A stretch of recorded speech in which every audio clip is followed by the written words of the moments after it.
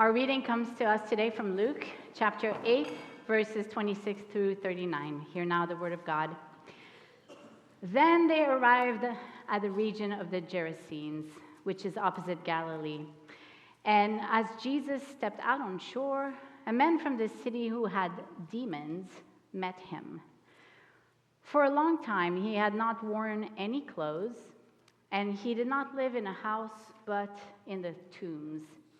When he saw Jesus, he cried out and fell down before him, shouting, "What have you to do with me, Jesus, Son of the Most High God? I beg you, do not torment me." For Jesus had commanded the unclean spirit to come out of the man. And for many times it had seized him. He was kept under guard and bound with chains and shackles, but he would break the bonds and be driven by the demon into the wild. Jesus then asked him, "What is your name?" And he said, "Legion," for many demons had entered him. They begged him not to order them to go back into the abyss.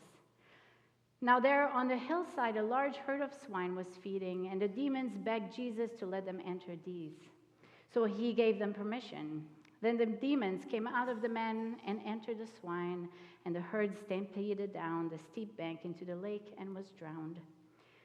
When the swineherds saw what had happened, they ran off and told it in the city and in the country.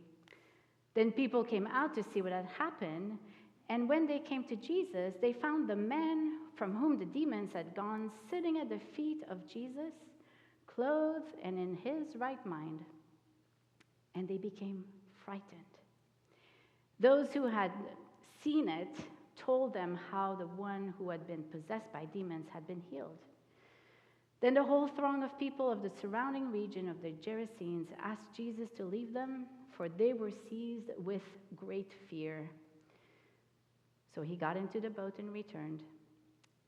The man from whom the demons had gone out begged that he might be with him, but Jesus sent him away, saying, "Return to your home and declare how much God has done for you." So he went away, proclaiming throughout the city how much Jesus had done for him. This is the word of the Lord. Thanks be to God. Let us pray. May the words of my mouth and the meditations of our hearts be acceptable in your sight, O God, our rock and our redeemer, and bring us peace, we ask. Well, it may be difficult for us in the 21st century to relate to this story that involves demons or unclean spirits. It's not really the kind of language we speak. But the man in Luke's passage was possessed, and the demons were harming him. In the account of Mark of the same story, it goes a bit further as the man was bruising himself with stones. And he lived in caves where people were being buried, away from society. What is it with demons? There are many stories of demons in the New Testament, and we can gather that there are three things in common about the demons in those days. They cause self-destructive behavior in the person that was possessed. And then the victim felt paralyzed or trapped or overcome, unable to get out of it. And three, the victim became isolated from a normal life, from society and family. So it is that in this story with the Gerasenes on Gentile territory, a man who was possessed fell before Jesus and asked what would become of him. Jesus then responded with a question of his own. He asked the possessed man, "What is your name?" And instead of answering, "I don't know, Cornelius or Zophar," or whatever name the man had received at birth, he answered, "Legion." Legion refers to a large number of demons. What does a demon do again? It causes self-destructive behavior. The victim feels unable to overcome the situation and is isolated. Now, if I may ask, what is your name? Your name may be something wonderful like faithful or generous. But could it also be something like Chardonnay or workaholic? Or is it gossip? Is it busyness? Is it money? Is it worry? Is it resentment? There are many names that can probably apply to us, some big names and small names. But the way human beings are designed, we all carry a little bit of something at times that creates self-destructive behavior. And that brings a sense of feeling trapped, and that isolates us from others because our thinking or our actions are categorical. They close the door to others. Whatever it is that occupies our life in a proportion that might be unhealthy, the main point is that it gets in the way of deepening our relationship with God. Demons keep us from deepening our relationship with God. Has anything caused you to feel less connected to your family at some point or your community? Has it prevented you from living your fullest life?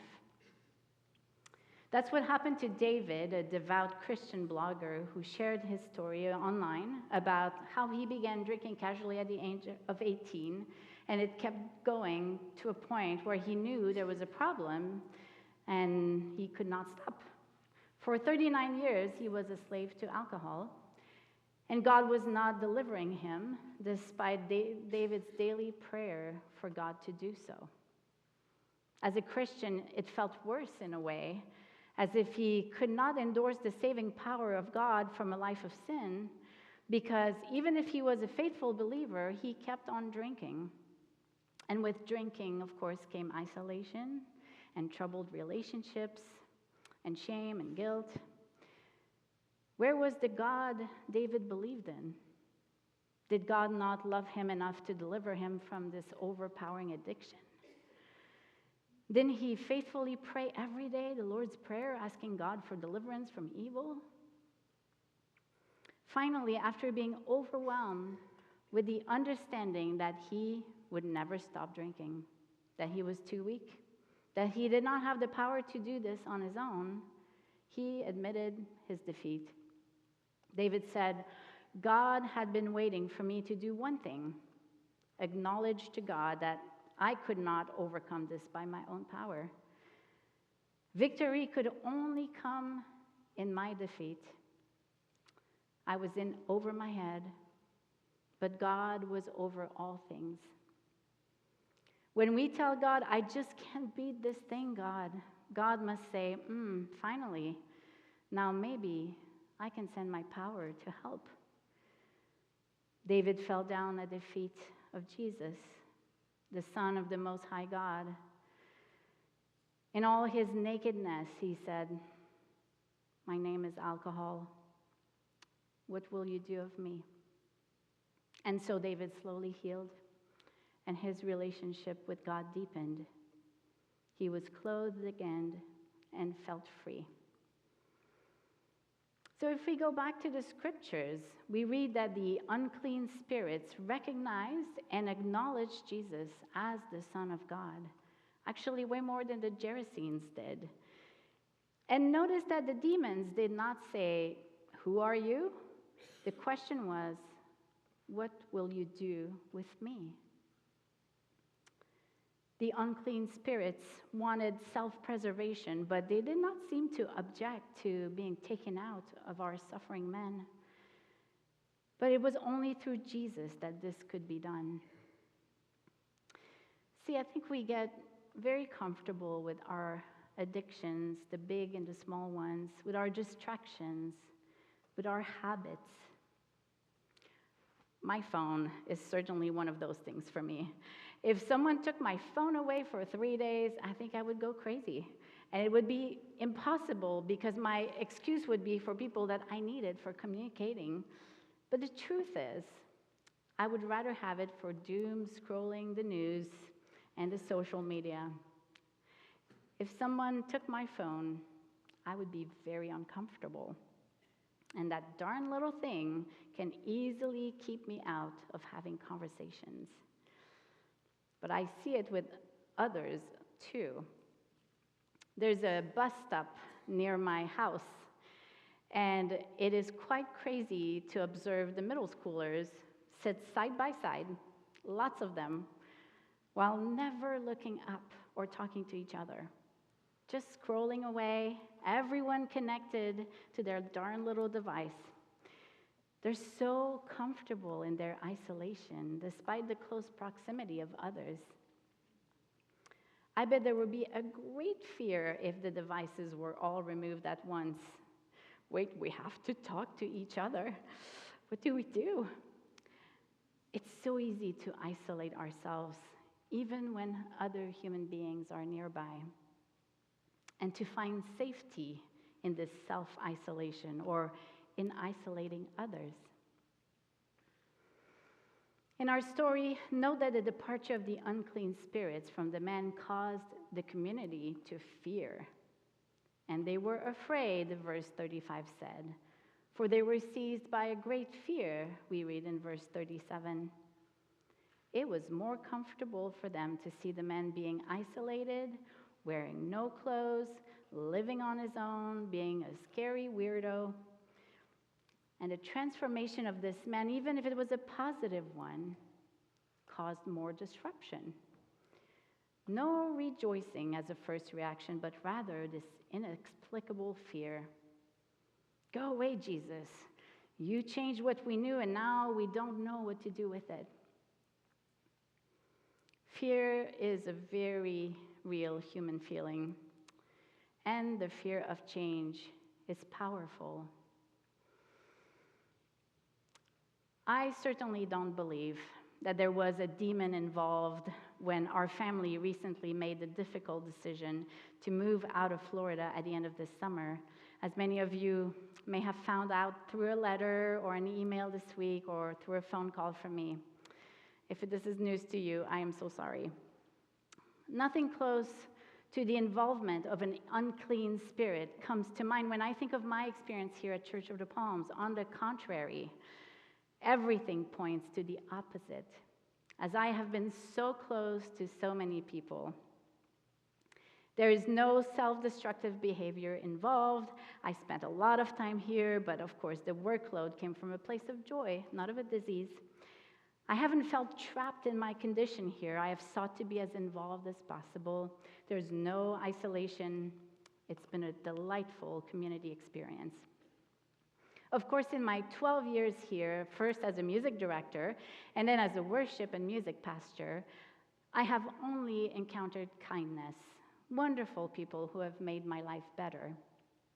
It was a little fragile at first, as expected, as I had to understand my role and then to meet people's needs who were used to a certain standard with worship and music, and as I had to convince the singers that I knew what I was doing, which I don't think I did, but I tried. I learned a lot as time went by. And soon it felt like a wonderful honeymoon with my music ministry. And truthfully, I don't think it ever stopped feeling like that. The honeymoon has gotten better and better. We traveled on this honeymoon to lush and exotic places in our best times and to cold and dry deserts during a pandemic that caused a long period of isolation. Even so, we somehow found some ways to have fellowship in the loneliness, and as we emerged from our homes and warmed up our croaky and rusty voices after 18 months of silence, we continued on our journey, every week getting better and better. If Jesus asked me all that time, "What is your name?" my answer would proudly be Church of the Palms, with no hesitation, because it is the place I have driven to from my house for 12 years, always with joy in my heart. It is my community, my family. It is what I know best. Yet through the incredible joys, I also felt a hint of discomfort this year, and nothing related to my experience here. But like there was something tugging at me. I could not put my finger on it, and I stayed very distracted as to not hear that voice. And knowing that this feeling was here to stay, I finally asked Jesus, "What have you got to do with me, Son of God, Son of the Most High?" And then I finally heard God saying that it might be time for a change. And it took a lot of outside forces for all of this to make sense, between my daughters moving out of state and major uncertainties with my husband's company. But as time went on, I heard Jesus say that I needed to stop wearing the same comfortable clothes, to ride that wonderful, perfect wave of my beautiful church home where I know everyone, where people know my name from all the years of being in this community where I shared my music. Jesus said it was time for me to go where I know no one, to proclaim God's name in a new community that is completely unknown to me, to bring my 12 years of experience in this church and my 7 years at Bee Ridge Presbyterian Church to this small rural area of the eastern shore of Virginia, and to get to work, to deepen my relationship with God, to stretch myself and to sweat a little bit about writing a weekly sermon, and to go figure out who to call when the plumbing goes wrong at church without relying on a great facility staff like we have here, and they know what to do.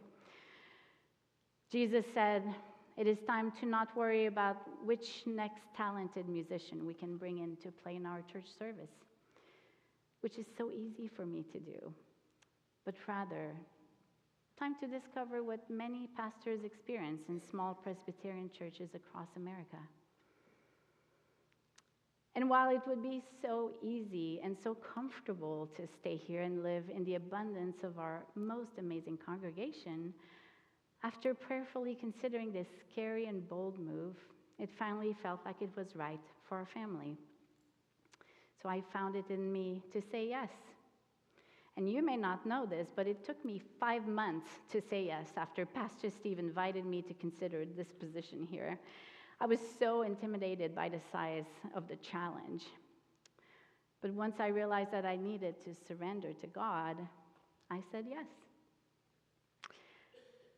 God somehow seems to want me to be far from Target and Starbucks, which I'm not sure how I can handle this, to be honest, but of course I know that it is missing the wonderful people that I leave behind that will be my biggest challenge and give me the most grief. Trusting in God is not easy to do. It requires a surrendering that all of us are called to do for one reason or another. We're clothed in the luxurious comfort of our habits that make us feel safe. Yet we can truly be naked when we avoid answering God's call for us. So with a lump in my throat and with the fear of change trying to possess me at times, I do say thank you, and I find peace with what the future will bring, not just for me, but for this wonderful church that is in such great hands, with such great leadership, and with a very strong congregation that answers God's call to be here and to serve those in need and to be in fellowship and to face change that will bring even more wonderful things to come, and a great organ to be installed, of course, which will be magnificent. What is your name? Well, today my name is Geneviève, and I sit at the feet of Jesus, ready to declare how much God has done for me wherever I am sent.